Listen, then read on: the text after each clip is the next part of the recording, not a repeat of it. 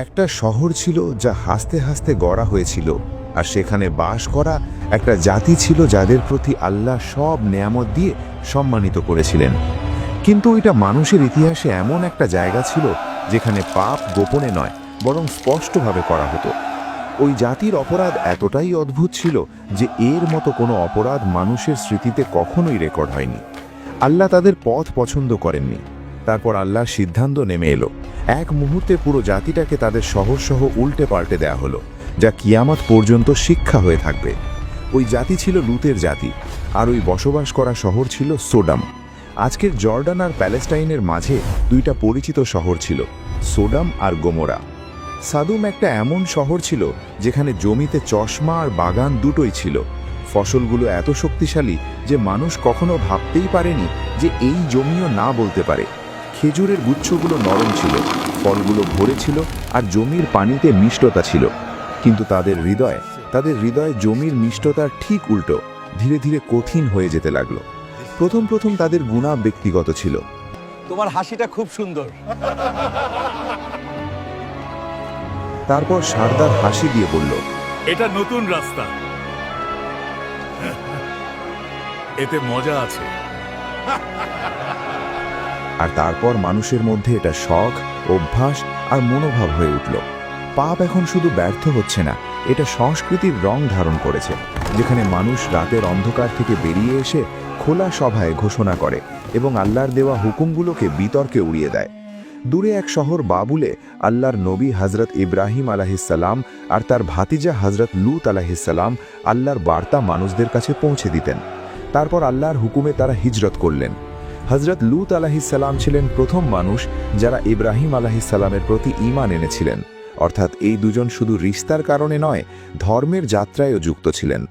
কুরআন বলে যে আমরা তাদের আর লুত আলাহিসাল্লামকে সেই জমির দিকে নিয়ে গিয়ে বাঁচানো হলো যেখানে আমরা সারা বিশ্বের জন্য বরকত রেখেছি। ওটা ছিল মুরাদ শামের এলাকা, অর্থাৎ ইব্রাহিম আলাহিসাল্লাম আর লুত আলাহিসাল্লাম আল্লাহর হিদায়েত নিয়ে শামের প্রাচীন শহরগুলোয় এসেছিলেন। ইব্রাহিম আলাহিসাল্লাম নিজে এক শহরে থাকলেন, আর লুত আলাহিসাল্লামকে আল্লাহ আরেকটা বস্তির দিকে পাঠালেন যার নাম ছিল সোদুম, যেখানে ওনাকে নবী বানিয়ে মানুষের পথ দেখানোর জন্য নিয়োগ দেওয়া হলো। যখন তিনি ওই শহরে ঢুকলেন তখন আলো আর রঙের ভরা জগতের মধ্যে ওদের কল্পনা কিছু অদ্ভুত ছিল।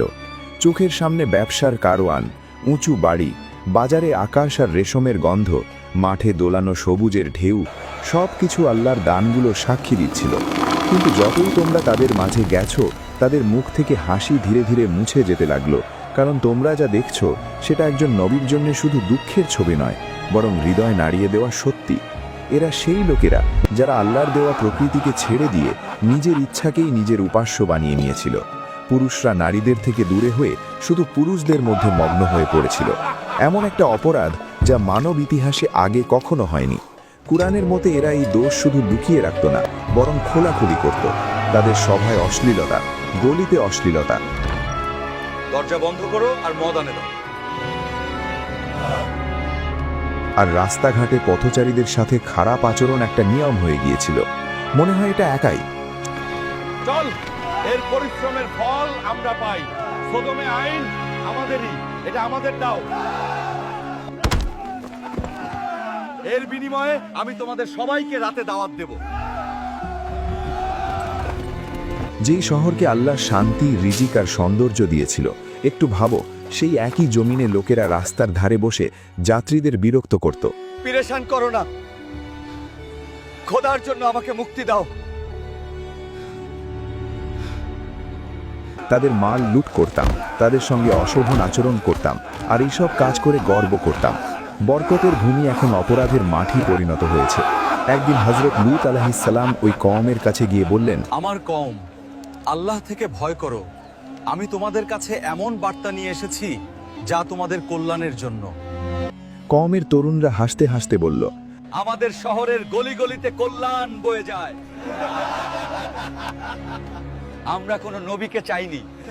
লুত আলাইহিসসালাম বললেন, কওমের উন্নতি বিশ্বাস থেকে হয়, দেওয়ালের উচ্চতা থেকে নয়।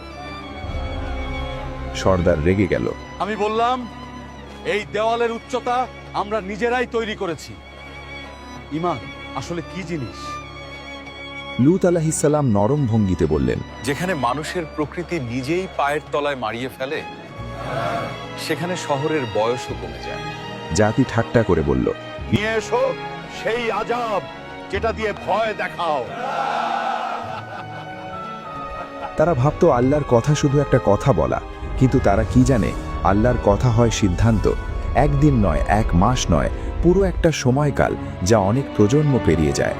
লূত আলাইহিসসালাম সেই একই গলিপথ, সেই একই বাজার আর সেই একই মানুষের মাঝে দাঁড়িয়ে প্রতিদিন একই স্বর উচ্চারিত করতেন, উচ্চাবিলাসী হতে থাকো না, আল্লাহকে ভয় করো। এটা কাজ প্রকৃতির বিরুদ্ধে। এই পথ ছেড়ে দাও, আল্লাহর রহমতে ফিরে এসো। কিন্তু জবাবে একই মুখ, একই বিদ্রূপ, একই অহংকার, আর বলে, এটা আমাদের শরীর, এর উপর আমাদের নিয়ন্ত্রণ আছে, কেউ আমাদের থামাতে পারে না। হযরত লূত আলাইহিসসালামের জন্যে এইসব দেখাটা মানসিক যন্ত্রণা আর আত্মার বোঝা হয়ে উঠেছিল। শেষ পর্যন্ত তোমার হৃদয়ে সেই অসহায়ত্ব নেমে এসেছিল যা প্রতিটি নবীর পরীক্ষার সবচেয়ে কঠিন মুহূর্ত। তুমি তোমার রবের দিকে ফিরে তাকালে আর দোয়ার জন্যে হাত প্রসারিত করলে, হে আমার রব, এই দুর্নীতিগ্রস্ত সম্প্রদায়ের বিরুদ্ধে আমাকে সাহায্য করো। এবং এখান থেকেই আল্লাহর সিদ্ধান্তের বাতাস বইতে শুরু করল। একদিন আল্লাহর ফেরেশতারা মানুষ সেজে হযরত ইব্রাহিম আলাইহিসসালামের কাছে অতিথি হয়ে এলেন। ইব্রাহিম আলাইহিসসালাম তাদের দেখে সম্মান আর হাসি মুখে স্বাগত জানালেন। আপনি তৎক্ষণাৎ আপনার রীতিনীতির মতো অতিথি পরায়ণতা দেখাতে বললেন, একটু দেরি করো, আমি তোমাদের জন্য কিছু নিয়ে আসছি। এরপর হযরত ইব্রাহিম আলাইহিসসালাম খাবারের ব্যবস্থা করলেন, কিন্তু তারা দেখলেন অতিথিরা হাত বাড়াচ্ছেন না, খাবার স্পর্শ করছেন না। ইব্রাহিম আলাইহিসসালামের মুখে চিন্তার রেখা ফুটে উঠল। ফেরেশতারা বুঝতে পারল খালিলুল্লাহর মনে প্রশ্ন জাগছে। উঠে গেছে, ডরো না, আমরা আল্লাহর ফেরেশতাগণ, আর তোমাদের জন্য একটা সুখবর আছে। ইব্রাহিম আলাইহিসসালামের একটা ছেলে হবে, হযরত ইসহাক আলাইহিসসালামের জন্মের খুশখবরই। হযরত ইব্রাহিম আলাইহিসসালামের মন খুশিতে ভরে উঠল আর কৃতজ্ঞতার হাসি ফিরে এলো। সুখবর পেয়ে ফেরেশতারা পরের সিদ্ধান্তও দিল, আমরা এখন এমন একটা গ্রামে যাচ্ছি যা অতিরিক্ত পাপ আর অপরাধে ডুবে আছে। সেখানে একজন নবী আসছেন, হযরত লূত আলাইহিসসালাম, আর আমাদের তাদের কওমকে ধ্বংস করতে পাঠানো হয়েছে। হযরত ইব্রাহিম আলাইহিসসালাম, যিনি দয়া আর করুণার সমুদ্র ছিলেন, তিনি ফেরেশতাদের কাছে অনুরোধ করা হলো, হয়তো কোনো পথ এখনো বাকি আছে হিদায়েতের জন্যে, কিন্তু আল্লাহর সিদ্ধান্ত আকাশে লেখা হয়ে গেছে, হিদায়েতের সময় শেষ হয়ে গেছে। আর ফেরেশতারা সেখান থেকে বের হয়ে গেল। তারা হযরত লূত আলাইহিসসালামের বাড়িতে মানুষের রূপে অতিথি হয়ে গেল। যেমনই শহরে খবর ছড়ালো যে লূতের বাড়িতে অতিথিরা এসেছে, লূতের বাড়িতে তার অতিথিরা এসেছে, সাথে সাথে সবাই বলল, আমার সাথে চলো। মানুষ ঝুঁকে এসে জমায়েত হলো, দরজায় চিৎকার শুরু হলো। যুবকরা বলল, দরজা খোলো, অতিথিদের আমরা নিজেই স্বাগত জানাবো। হযরত লূত আলাইহিসসালাম তাদের খুব সোজা ভাষায় বলল, রোখা দিল, নসিহাত করল, আর আল্লাহর ভয় স্মরণ করিয়ে দিল। লূত আলাইহিসসালাম বলেন, এখান থেকে চলে যাও আর আমার অতিথিদের বিরক্ত করো না। লোকজন চিৎকার করে বলল, আমাদের তোমার নসিহতে কোনো আগ্রহ নেই, ওই অতিথিদের বাইরে পাঠাও। তারপর ফেরেশতারা তাদের আসল রূপ প্রকাশ করল। তারা হযরত লূত আলাইহিসসালামের সঙ্গে বলল, ভয় পেও না, আমরা আল্লাহর ফেরেশতা, এই মানুষরা তোমার কিছু করতে পারবে না। তুমি তোমার স্ত্রী ছেড়ে তোমার পরিবারের সঙ্গে রাতের অন্ধকারে এখান থেকে চলে যাও, আর একদম পেছনে ফিরে দেখো না, কারণ সকাল আমরা এই জাতিটাকেই ধ্বংস করে দেব। অর্থাৎ যেই জমিন থেকে রহমত বর্ষিত হতো, ঠিক সেখান থেকেই প্রথম যন্ত্রণার সুর উঠল।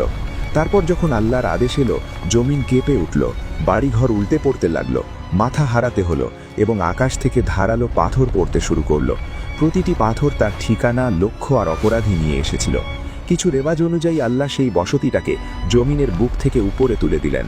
চারদিকে পাথর বর্ষণ হচ্ছিল, না প্রাসাদের উঁচু ছাদ তাদের বাঁচাতে পারল, না সর্দারের ক্ষমতা কাজ করল, না মানুষের সম্পদ কাজে লাগলো। মানুষ চিৎকার করে যাচ্ছিল, দৌড়াচ্ছিল, আর তাদের সবাই অহংকার আর পাপ প্রতিটি পাথরের সঙ্গে মাটির নিচে ডুবে যাচ্ছিল। আর তারপর সেই মুহূর্ত এলো যখন আল্লাহ পুরো শহরটা উল্টে দিল। প্রতিটি রাস্তা, প্রতিটি গলি, প্রতিটি বাড়ি উল্টে গেল। শহরের নাম মুছে গেল, রাস্তা মুছে গেল, আর মানুষগুলোও মুছে গেল।